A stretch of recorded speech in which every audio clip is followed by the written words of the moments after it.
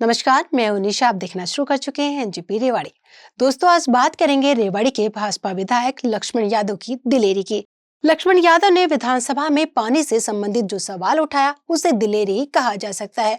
उनका यह सवाल सरकार को भी आईना दिखा रहा है और विपक्ष को भी सत्ता पक्ष को घेरने का अवसर दे रहा है, क्योंकि जाने अनजाने विधायक ने स्वयं स्वीकार कर लिया है कि रेवाड़ी शहर में गंभीर पेयजल संकट है और लोगों को 3 दिन में एक बार पीने का पानी मिल रहा है।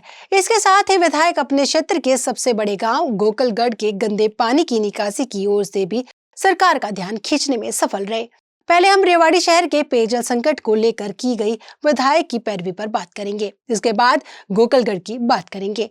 दोस्तों, विधायक की ओर से जारी विज्ञप्ति में बिना लाग लपेट के सीधे यही कहा गया है कि आज रेवाड़ी की स्थिति यह है कि लोगों को 3 दिन में एक बार पानी मिल रहा है। रेवाड़ी के लोग पेयजल को तरस रहे हैं। यह स्वीकार करना बड़ी बात है, क्योंकि 11 साल से भाजपा की ही सरकार है। अगर शहर में 3 दिन में एक बार पानी आ रहा है तो इसके लिए लक्ष्मण यादव बेशक जिम्मेवार नहीं है, लेकिन कहीं न कहीं सरकार सिस्टम की लापरवाही ही जिम्मेदार है। लक्ष्मण ने कहा कि गांव लिसाना में वाटर स्टोरेज टैंक बनाने के लिए पिछले करीब 2 सालों से प्रक्रिया चल रही है। सरकार इस कार्य को पूरा कराने में गंभीरता दिखाते हुए इसे जल्द से जल्द पूरा कराए। लक्ष्मण के अनुसार इस कार्य के लिए 2 एग्रीगेटर लगाए गए थे। एक के 45 एकड़ जमीन दे दी है, जबकि दूसरे एग्रीगेटर अभी काम नहीं कर रहा है। उसी गांव में उतनी ही जमीन और भी उपलब्ध है, जिसके लिए किसानों ने भी अपने हल्फनामे दे दिए हैं। सरकार को केवल ई भूमि पोर्टल के माध्यम से जमीन खरीदनी है और सरकार ई भूमि पोर्टल के माध्यम से जल्द भूमि खरीदने का कार्य करे। इसके लिए दूसरी जगह देखने की आवश्यकता नहीं है। आप पहले लक्ष्मण यादव की बात सुनिए। मेरे विधानसभा का गांव गोकुलगढ़ एक बड़ा गांव है। 8,000 की जनसंख्या है। जल स्तर बिल्कुल सरफेस पे है, कहीं भी पानी निकासी है नहीं। एक तरफ रेलवे लाइन है और दूसरी तरफ नहर है, तो कहीं पानी निकासी की वो नहीं है। इसीलिए आज ये कमेटी गठित की है, क्योंकि किसी के समझ में नहीं आ रहा कैसे करेंगे, कमेटी भी क्या है। लेकिन मैं अपना सुझाव देना चाहता हूँ, अब उसमें कम से कम 6-7 सोलर पंप लगाए जाएं, ताकि वो पानी वहाँ से लिफ्ट किया जाए, क्योंकि वाटर लेवल ऊपर है।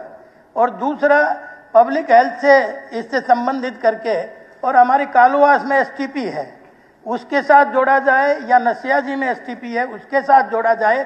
जब पानी वहाँ से बाहर निकालेंगे तभी हो पाएगा। तो मेरा मंत्री जी को आपके माध्यम से सुझाव है कि ये दोनों चीज इम्प्लीमेंट कर दे, क्योंकि कमेटियां तो गठित हो जाती हैं, बहुत सारा समय लगता है। लेकिन आज गांव की हालत जर्जर है, कोई बाहर निकासी का कोई रास्ता नहीं। स्कूल में भी 2-2, 3-3 फीट पानी भरा है जहाँ बच्चों का स्कूल है। दोस्तों, लक्ष्मण यादव ने जिस अंदाज में अपनी बात कही, वह इस बात का सबूत है कि वह शहर की प्यास बुझाने को लेकर प्रयासरत है। समस्या के समाधान के लिए उन्होंने शीतकालीन सत्र में पानी का मुद्दा उठाया है। इसी उद्देश्य से गांव लिसाना में बनाए जाने वाले वाटर स्टोरेज टैंक के लिए जल्द से जल्द भूमि अधिग्रहण करने और निर्माण पूरा कराने की मांग की गई है। लक्ष्मण यादव की ओर से जारी बयान में भगवानपुर गांव की जमीन को लेकर बड़ी बात कही गई है। उन्होंने कहा कि भगवानपुर जमीन के टेंडर हो चुके हैं, लेकिन यह परियोजना शहर के लिए नहीं बल्कि देहात के लिए है। दोस्तों, दूसरी ओर लक्ष्मण सिंह यादव ने रेवाड़ी विस क्षेत्र के गांव गोकुलगढ़ में गंदे पानी की निकासी की गंभीर समस्या को उठाया। गोकुलगढ़ गांव पूर्व मंत्री कैप्टन अजय सिंह यादव की ससुराल है। कैप्टन रेवाड़ी से 6 बार खुद विधायक रहे हैं और एक बार उनके बेटे चिरंजीव राव यहां से विधायक रह चुके हैं। ऐसी स्थिति में गोकुलगढ़ पर लक्ष्मण का ध्यान देना इस बात का भी संकेत है कि भाजपा विधायक कांग्रेसी नेता के गढ़ गोकुलगढ़ को अपना गढ़ बनाने का प्रयास कर रही हैं। यादव ने विधानसभा के विंटर सेशन में इस मामले को जोरदार ढंग से उठाते हुए 2 सुझाव भी दिए। विधायक की मांग पर कैबिनेट मंत्री अरविंद शर्मा ने समस्या को गंभीर बताते हुए कहा कि गोकुलगढ़ के गंदे पानी के समाधान के लिए एडीसी सहित अन्य संबंधित विभागों के अधिकारियों की कमेटी गठित कर दी गई है। यह कमेटी 15 दिन के भीतर अपनी रिपोर्ट प्रस्तुत करेगी। समस्या के निदान को लेकर बजट मंजूर कर दिया गया है तथा जल्द ही इस समस्या का स्थायी समाधान कर दिया जाएगा। हालांकि पहले बजट मंजूर होना और कमेटी की रिपोर्ट आने में 15 दिन का समय लगना विरोधाभासी है। लेकिन यह बात सही है कि रेवाड़ी विधायक ने गांव गोकुलगढ़ की बड़ी गंभीर समस्या को विधानसभा में उठाकर समाधान की उम्मीद जगा दी है।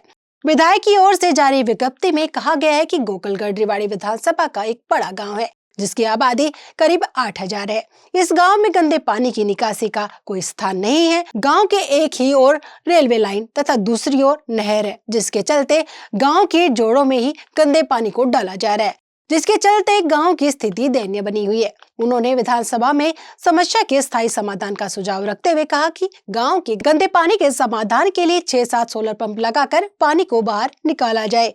इस गांव को पब्लिक हेल्थ के माध्यम से कालुवास या नसिया जी के STP से जोड़ा जाए। जब तक गंदा पानी बाहर नहीं निकाला जाएगा तब तक इस समस्या का समाधान नहीं हो सकता।